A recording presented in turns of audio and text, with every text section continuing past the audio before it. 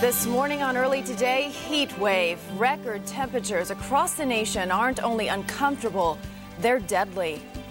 A warm reception. The president's nominee to the high court meets and greets on Capitol Hill as some Democrats admit he'll probably be confirmed.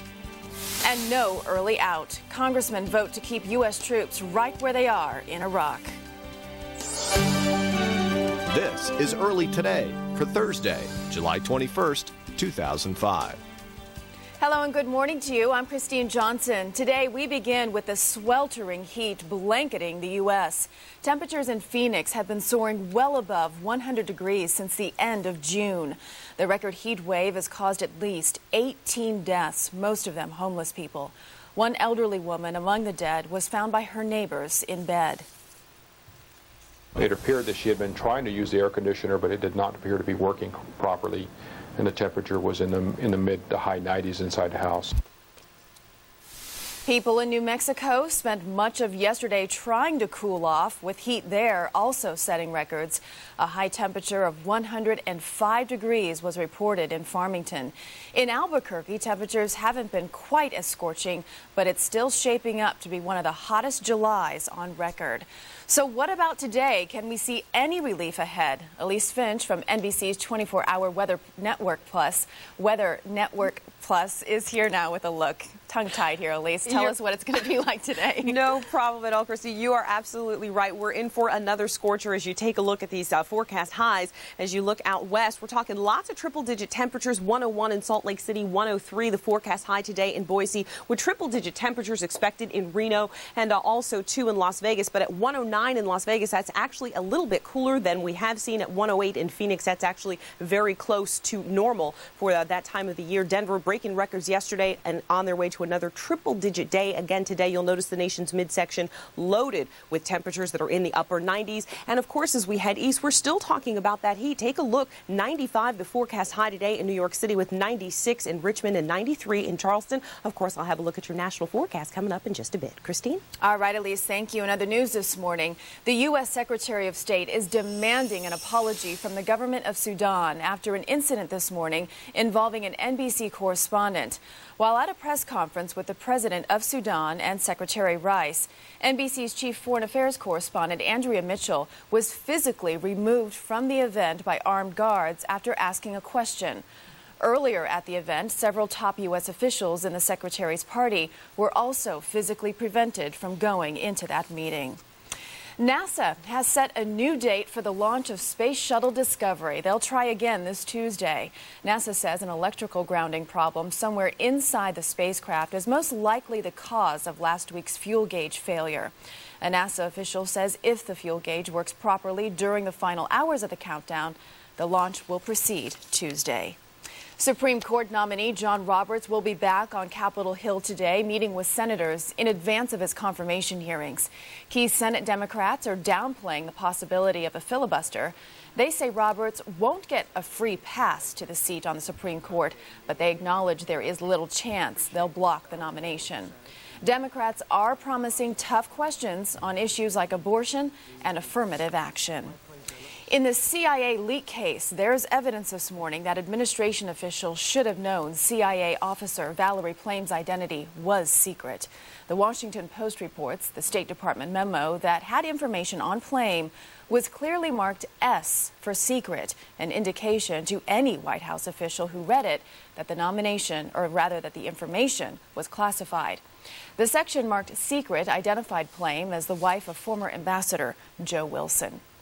Former President Clinton is talking about Karl Rove and the CIA leak. Speaking with the Today Show's Katie Couric, he called Rove a brilliant political strategist and offered a cautious critique of what happened to CIA operative Valerie Plame and husband, former Ambassador Joseph Wilson. This matter should be handled on the merits. Whatever the facts are, it was wrong to reveal a patriotic CIA agent's identity, to punish her husband, a patriotic career diplomat, for telling the truth instead of telling a lie. Now, that was not right. But before we all say what should be done and to whom it should be done, we need to have all the facts. And you can see more of Katie Couric's interview with former President Clinton coming up later on the Today Show. There are new details emerging this morning about the London terror attacks and a possible new U.S. connection. U.S. counterterrorism officials tell NBC News that a suspected mastermind of the bombings, Harun Rashid Aswat, intended to set up a terrorist training camp in Oregon in 2000. U.S. officials also say that Aswat has ties to a radical Muslim cleric on trial in Britain for possessing al-Qaeda literature and inciting the killing of Jews and other non-Muslims. Now here's a look at some of the other stories making news early today in America. In Kansas City, Missouri, a 4-alarm fire sent thick smoke billowing across the sky yesterday. The fire erupted at a tire warehouse and forced 10 people from the building. The blaze destroyed the building and gutted nearby tractor trailers. Firefighters contained the blaze but remained on the scene overnight. In Tarrant County, Texas, a small plane crashed and slid into a fence before it burst into flames yesterday. All 3 people aboard were killed, and because the wreckage was burned so extensively, investigators had difficulty determining the plane's tail number to identify the victims. No one on the ground was hurt. In Oak Ridge, Tennessee, a mock plane crash serves as a final exam. A plane was dropped from the sky and blown up. But the stage scene wasn't as simple as it looks. A class of real crime scene investigators from the University of Texas National Forensic Academy had to figure out what really happened. And in Denver, Colorado, zookeepers were trying anything to help the animals beat the heat there. They tried fishsicles for the polar bears and cool showers for other animals. Yesterday's record-breaking scorcher tied for one of Denver's hottest days ever. So people across the nation looking for ways to keep cool, that's for sure. Absolutely. And Elise Finch from NBC's Weather Plus is here now with a look at the forecast. Good morning to you. Yeah, unfortunately, the heat is seriously on. Now, in some cases, though, we will see some showers and thunderstorms. That will help cool things down a bit. Just take a look at sort of the big picture today. As you take a look at that map, and I put it into motion here, you'll notice as we head particularly east, though, we are going to see some showers and also some thunderstorms. You'll notice we do have a front that we're dealing with there, but you see that word hot popping up in a big way. We're obviously talking about some pretty major heat. Not only do we continue to see that heat out west, but we're also going to see some pretty hot temperatures as we move into the nation's midsection as well. In fact, if you're going to be in Missouri today, for example, we're talking about heat advisories and also excessive heat warnings that are going to be in effect. So let's take a look at these temperatures. We're talking about 108 degrees, the forecast high today in Phoenix, another triple-digit day in Denver. 97 is what we're expecting in Kansas City, but with the heat indices feeling much, much warmer. 95 the forecast high today in New York. So what are the current temperatures here on the East Coast? Well, take a look. We're at 77 degrees right now in New York, 78 in Richmond with 79 degrees in Charleston and also into Orlando. Already at 82 degrees in Miami and lots of 70s too as you start to head a little bit further west. 72 in Detroit, 73 into Lexington with 78 degrees in Memphis and 77 in Mobile. Again, though, things a little less humid for folks in the Northeast, but again, the heat is going to be on in a big way as we move throughout the day and we look for temperatures that are going to be in the 90s. So again, we're talking about a very warm day, not a whole lot of relief in sight from the heat. And again, that is on a national level. Now that's a look at your national forecast and your regional conditions. Now here's a look at weather in your neighborhood. Good morning. I'm meteorologist Chris Cimino. Plenty of sunshine for today. Still fairly low humidity, but quite warm. Highs around 90. Tonight, clear to partly cloudy. Overnight lows in the low and mid 70s, bit cooler in the suburbs. Sun and clouds tomorrow. Could be an evening thunderstorm. Highs low 90s. The heat is on. So definitely warm. And Christine, that's a look at your weather. Okay, Lise, thank you. The Fed chairman brings good news to Capitol Hill. Your early morning business headlines are straight ahead.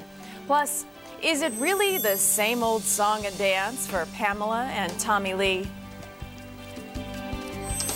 Yankees tried to stay close in the chase for the AL East. New coach for the Pistons had a scary moment in the Tour de France. Stay tuned. You're watching Early Today.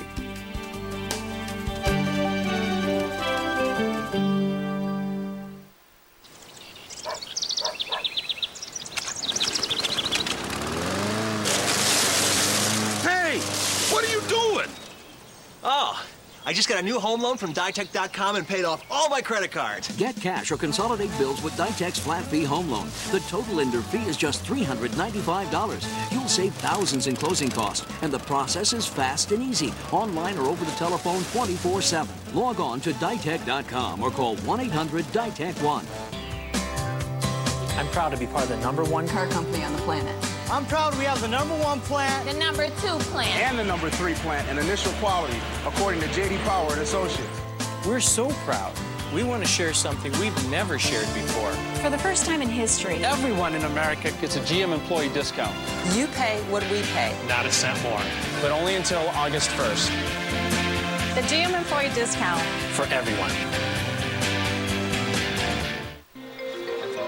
Arthritis sufferers have had enough bad news lately.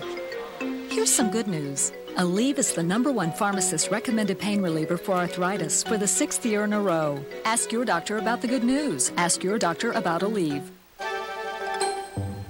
Tired of always having to change the roll? Try new Charmin Mega Roll. It's 4 times the sheets in one. And it comes with the new Charmin Extender, so it fits. Mega Roll.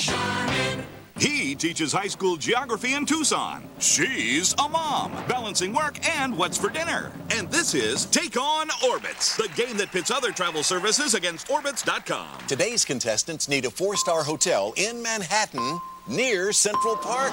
Ready? Go.